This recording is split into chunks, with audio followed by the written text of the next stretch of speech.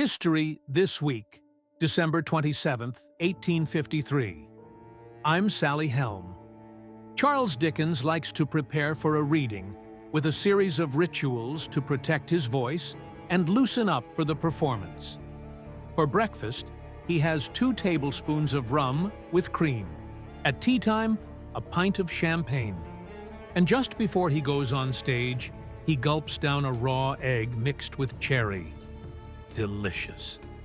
On this cold night, 2 days after Christmas, Dickens is preparing for the first public reading of one of his most famous works, A Christmas Carol, the story of Tiny Tim and the Christmas villain, Ebenezer Scrooge.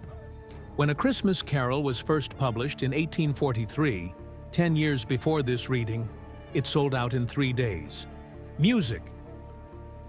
Charles Dickens has become a literary superstar.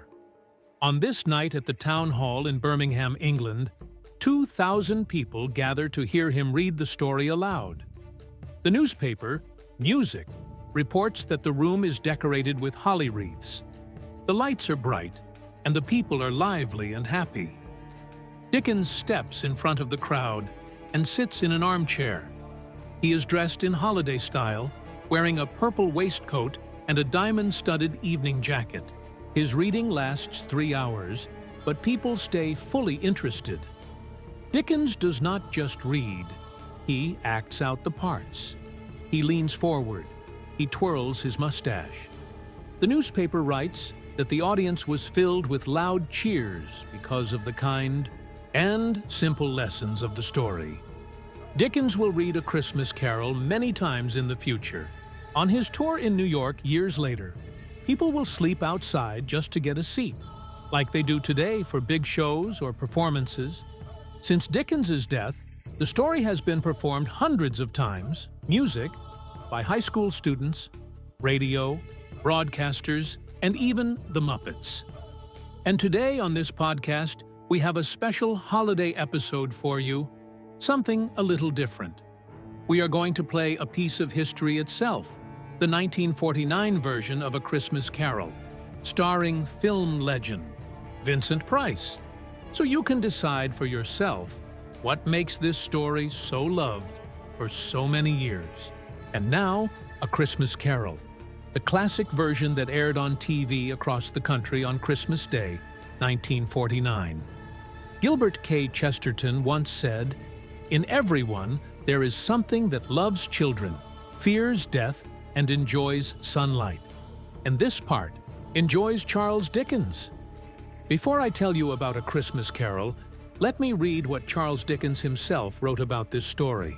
"I have tried music in this small ghost story to bring out an idea that will not make my readers unhappy with themselves, with each other, with the season, or with me.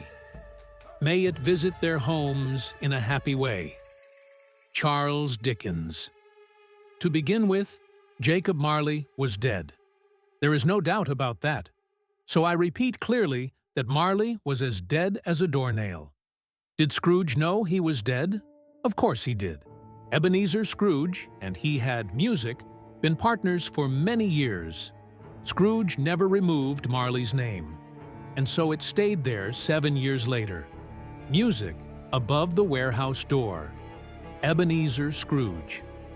Oh, but he was music, a tight-fisted old sinner, hard and sharp as stone. The cold inside him showed on his face, because he always carried his own coldness with him. And he did not warm up at all, not even at Christmas. Merry Christmas.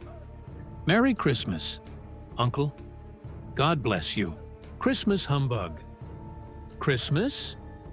A humbug. Uncle, you don't mean that, I'm sure. Why should you be happy? You are poor. Why should you be unhappy? You are rich. Humbug. What is Christmas to you but a time to grow older and not richer? Anyone who says Merry Christmas should be boiled in their own pudding. Now, Uncle, I know you. You celebrate Christmas your way, Fred, and I will celebrate it my way. Now go.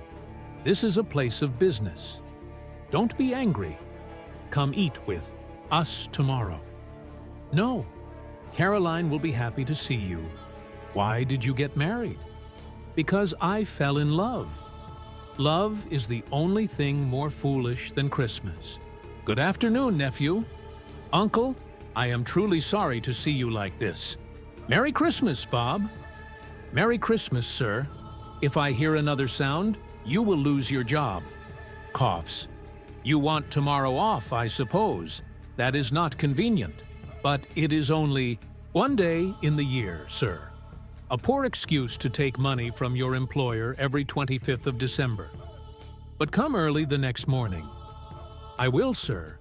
And Merry Christmas, Mr. Scrooge. Ah, Christmas humbug.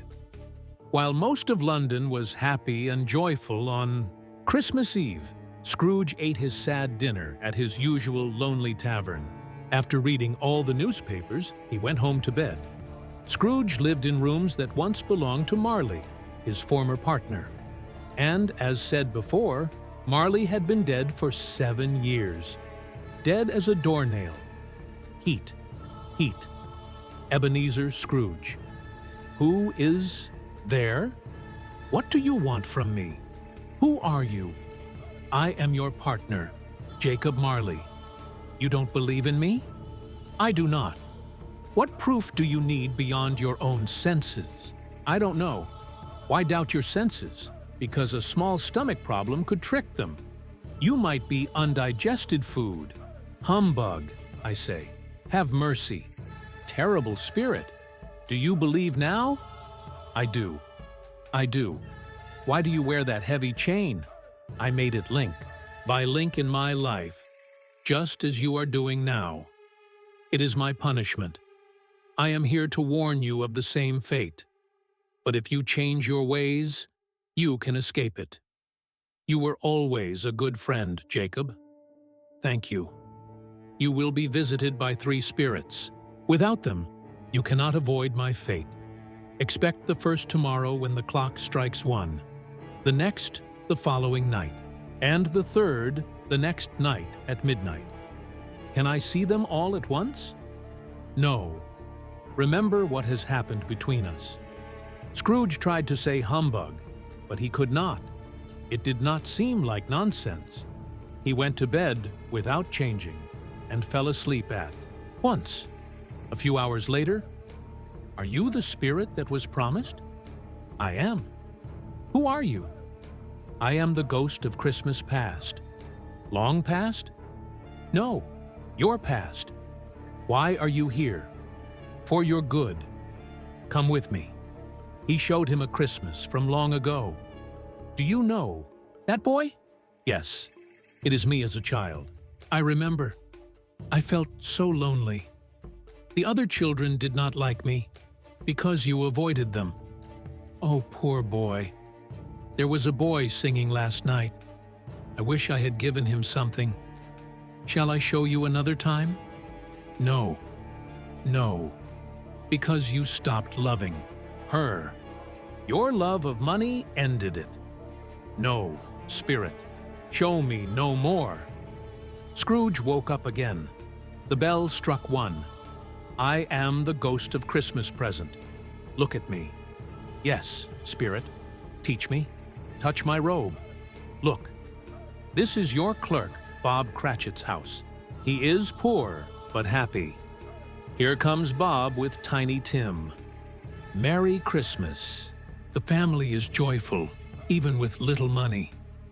Tiny Tim. Will he live? I see an empty chair. No. Say he will live. My time is short. The third spirit will come soon. I am the ghost of Christmas yet to come. I fear you more than the others. Lead. On. I hear people talking. A man has died. No one cares. Who is it? No. Tell me. I am not the same man. Tell me I can change. I will honor Christmas in my heart all year. Tell me I can change this future. Boy, what day is it? Christmas Day. I have not missed it. Scrooge laughs for the first time in years. He dresses and goes. outside wishing everyone Merry Christmas. He gives gifts. He helps Bob. He raises his salary. He promises to help Tiny Tim get better. And Tiny Tim does not die. Scrooge becomes like a second father to him. Scrooge never sees ghosts again, but he always keeps Christmas well. May it be true for all of us. God bless us, everyone. Singing, The First Noel. Thanks, F, for more history. Check your local listings for the History Channel. You can also sign up for a 70-day free trial of History Vault to watch over 2,000 documentaries and shows. Visit historyvault.com/podcast to start your free trial today. This episode was produced by McCaim Lynn, also produced by Julie McGirder, Ben Dixon, and me, Sally Helm. Edited by Dan Rosado. Research by Emma Fredericks. Executive producers are Jesse Katz and Ted Butler. Don't forget to subscribe, rate, and review History This Week wherever you listen. And we will see you next week.